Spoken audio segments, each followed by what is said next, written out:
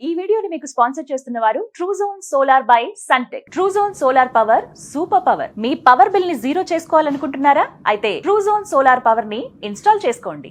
నమస్కారం, welcome to Suman TV. నేను గీతాంజలి. ప్రస్తుతం మనతో పాటు ఉన్నారు అభ్యుదయ ఫౌండేషన్ CEO నందకిషోర్ గారు. వారితో మాట్లాడదాం. నమస్కారం కిషోర్ గారు.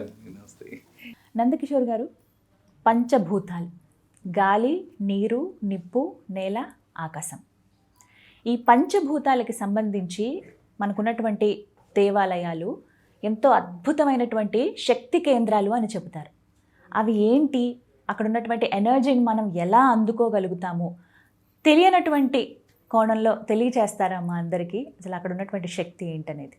ఈ పంచభూతాల శక్తి మనం ఏదైతే మన కంటికి కనిపించేదే కదా, ఇవన్నీ మీరు నేను సృష్టించింది కాదు, దేవుడు సృష్టించింది, గాడ్స్ క్రియేషన్. సో నేను నమ్మను అనే దానికి ఛాన్స్ లేదు. సో నేను నమ్మను అనే దానికి కనపడుతున్నాయి మనకి. ఈ గాలి మనం పీలుస్తున్నాం, ఆయన ఉండే 5 ఎలిమెంట్స్ ప్రతి ఒక్కరు వాడుకుంటున్నాం.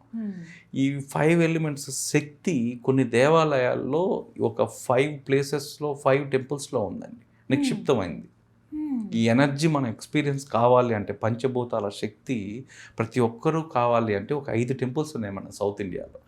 ఆ ఫస్ట్ టెంపుల్ వచ్చి చిదంబరం. ఇప్పటికీ మనం చిదంబరం టెంపుల్, చిదంబర రహస్యం అంటుంటాం.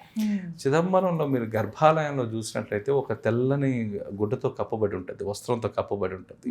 ఆ వస్త్రం వెనకాల ఏమీ ఉండదు. దాని వెనకాల ఏముందనేది ఈరోజు $1 million క్వశ్చన్. సో అక్కడ ఏంటి అంటే అది ఆకాశతత్వానికి సంబంధించింది చిదంబరం. సో స్కై నుంచి వచ్చే డైరెక్ట్ కాస్మిక్ ఎనర్జీ డైరెక్ట్గా అక్కడికి వస్తుంది, ఆ గర్భాలయానికి, ఆ ఎనర్జీ పాయింట్. సో మనకు ఏన్షియంట్ సేజెస్ ఏం చేసేవాళ్ళంటే హై ఎలక్ట్రోమాగ్నెటిక్ ప్రదేశాలు ఏవే ఉన్నాయో అవి గుర్తించారు వాళ్ళ సూక్ష్మ దృష్టితో, వాళ్ళ జ్ఞాన దృష్టితో. అక్కడ దేవాలయాల నిర్మాణం అనేది జరిగింది. ఆ చేయడం వల్ల, ఆ హై జియోమాగ్నెటిక్ పవర్ ఉండడం వల్ల అక్కడ ఎనర్జీ పాయింట్స్ అన్నీ యాక్టివేట్ అవుతాయి. సో 2 రకాలు, ఒకటి మన ఋషులు కట్టినవి, 2 స్వయంభూ క్షేత్రాలు, దేవుడే వచ్చిన క్షేత్రాలు. అవి ఆటోమేటిక్గా హై జియోమాగ్నెటిక్గా ఏర్పడిపోయాయి, ఇంకా ఆయనే వచ్చి కింద కూర్చున్నాక. సో ఇది డైరెక్ట్గా మన స్కైతో ఇంటర్లింక్ అయి ఉంటుంది. అందుకే ఆ జీరో మ్యాగ్నెటిక్ వాల్యూ వల్ల, హైగా ఉండడం వల్ల మీరు ఆ గర్భాలయం దగ్గరికి వచ్చేసరికి మీరు థాట్లెస్ అయిపోతారు. మీ థాట్స్ అన్నీ జీరో అయిపోతాయి.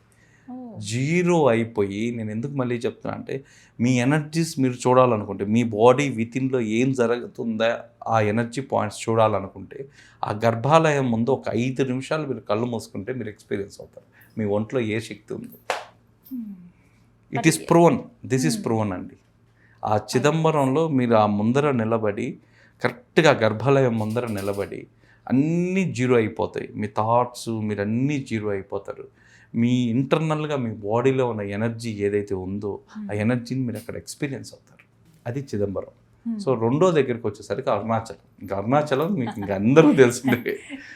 సో ఈ అరుణాచలంలో ఉన్న ఒక మెడికల్ బెనిఫిట్ కూడా ఒకటి ఉందండి. ఏంటి అంటే, మీరు గిరివాలం ఎవరైతే చేస్తారో ఆ గిరివాలం చేయడం వల్ల ఆ ప్రదేశంలో కింద ఆ రాళ్ళు, ఆ ఎర్త్ మెటల్స్ ఏవైతే ఉన్నాయో అవన్నీ యాంప్లిఫికేషన్ జరిగి ఎనర్జీ సోర్స్గా ఏర్పడాయి.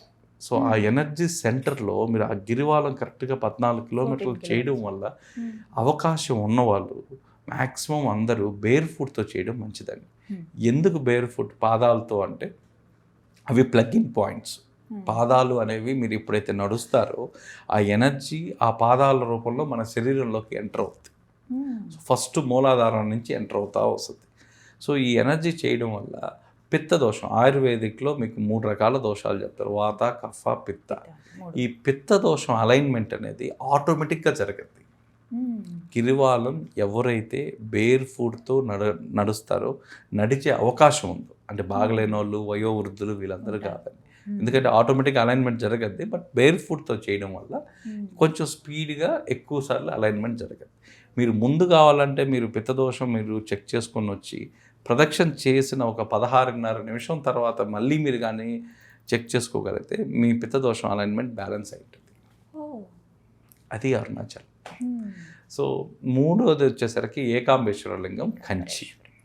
సో 4వది వచ్చేసరికి జంబుకేశ్వర్. 5వది వచ్చేసరికి మన వాయులింగం, కాళహస్తి.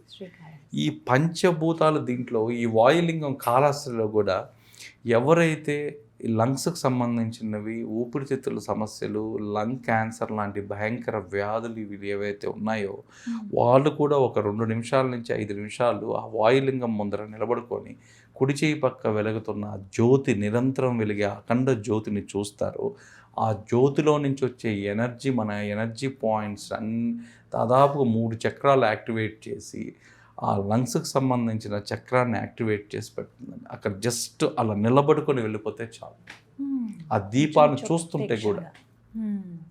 సో దానివల్ల కూడా మీకు ఆటోమేటిక్గా మెడికల్ బెనిఫిట్ ఉంది. కాళహస్తిలో మీరు ఊపిరితిత్తులకు సంబంధించిన ఎలాంటి రుగ్మతలైనా సరే మీరు వెళ్ళి అక్కడ ఒక్క నిమిషం దేవుడి ముందరగా నిలబడగలిగితే మీకు ఆటోమేటిక్ అలైన్మెంట్ జరుగుతుందండి. ఇది కాళహస్తి పంచిపోతారు. కొన్ని దేవాలయాల్లో అసలు ఎక్కువసేపు ఉండలేమండి. ఎందుకు ఆ భావన కలుగుతుంది? ఎందుకు ఎక్కువసేపు ఉండలేకపోతున్నాము, వెళ్ళిపోదాం అనే ఆలోచన వస్తుంది.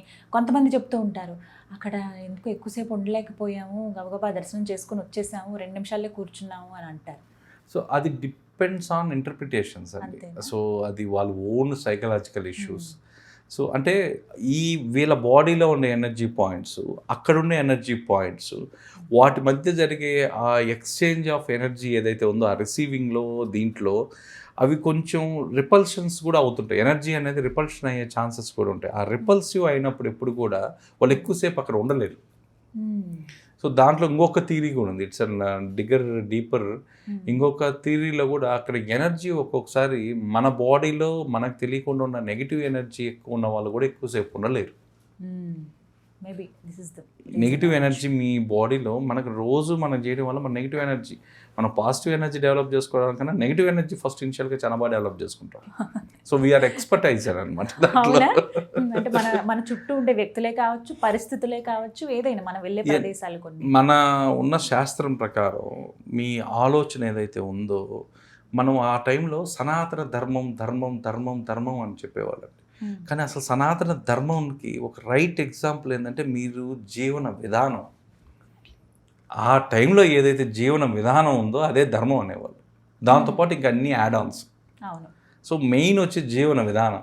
ఈ జీవన విధానం లైఫ్ స్టైల్కి వచ్చేసరికి ఇప్పుడు మనంతా మారిపోయి అసలు టోటల్ అసలు మన కాన్సెప్ట్లో ఇప్పుడు ఎవరన్నా మీ బాడీలో ఎనర్జీ పాయింట్స్ ఉన్నాయంటే స్కాన్లో కనిపిస్తాయా అని అడుగుతారు. ఏ ఎంఆర్ఐ తీసుకోవాలండి, ఏది చేసుకుంటే నా ఎనర్జీ పాయింట్స్. సో ఇవన్నీ మీరు ఎక్కడ నమ్మాల్సి వస్తుంది అంటే ఆ బ్యాలెన్స్డ్ నేచర్ ఉంది కాబట్టి ఇవి నమ్మాల్సి వస్తుంది. సో ఆ విధంగా మనోరు మోర్ లాజికల్ అయిపోయి, మోర్ తెలివైన వాళ్ళు అయిపోయి, అప్పుడు సెన్స్ అండ్ సైన్స్ ఉండేది, ఇప్పుడు సైన్స్ మాత్రమే మిగిలింది. సో ఈ సైన్స్ కోసం వెతుక్కుంటూ మనలో ఉండేవన్నీ మర్చిపోయారు. మనలో అసలు ఏ ఉంటే ఇవన్నీ జరుగుతున్నాయి. మీరు అట్లా అనుకుంటే లాజికల్గా చెప్పే వాళ్ళకి కూడా మరణం తర్వాత మనం ఏమవుతాం మనకు తెలియదు. పెద్ద క్వశ్చన్ కదండి, పెద్ద క్వశ్చన్. ఇప్పటికీ మేధావులు ఎంతోమంది దాన్ని ఎన్ని చేసినా ఈ రోజుకి ఒక ప్రతిష్టమైన ఆన్సర్ లేదు దానికి. సో రెండోది, మీరు పుట్టక మునిపి ఏందో మీరు తెలియదు. వీటికి ఎక్కడ సైన్స్, అందుకే తర్వాత ఏమవుతాము అనేది, అందుకే ఒక నానుడి కూడా ఉంటుంది, spirituality begins when science ends. Science ఎక్కడైతే ఎండ్ అవుతుందో స్పిరిచువాలిటీ అక్కడ మొదలవుతుంది అంటారు. సైన్స్ ఎక్కడైతే ఎండ్ అవుతుందో స్పిరిచువాలిటీ అక్కడ మొదలవుతుంది. సో ఇలాంటి వాటిని డీకోడ్ చేయడానికి మీకు స్పిరిచువాలిటీ పనికి వస్తుంది.